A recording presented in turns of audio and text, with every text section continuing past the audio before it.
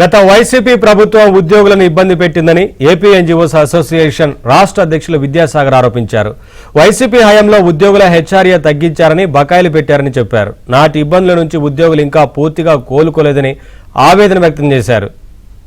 PRC టైంలో గత ప్రభుత్వం ఆ హెచ్ఆర్ఏని తగ్గించి వేయటం, ఫిట్మెంట్ను తగ్గించి వేయటం, 32,000 కోట్ల రూపాయల బకాయిలు పెట్టడం, పెన్షనర్స్ ఏదైతే 4,50,000 మంది పెన్షనర్స్ ఉన్నారో వాళ్ళ ఎడిషనల్ క్వాంటమ్ ఆఫ్ పెన్షన్ని 10 నుంచి 7కి, 15 నుంచి 12కు తీసివేయటం, మాకు సంబంధించిన పదవీ విరమణ బకాయిలని మరి 1,000 కోట్ల రూపాయలు పెండింగ్ పెడితే సరెండర్ లీవులు కానీ మిగతాయి కానీ దాదాపు 2022 నుంచి పెండింగ్ ఉండే పరిస్థితి రావడం జరిగింది. గత 6-7 సంవత్సరాలుగా ఉద్యోగ ఉపాధ్యాయులకు సంబంధించి చాలా ఇబ్బంది అయిన పీరియడ్ నడిచింది.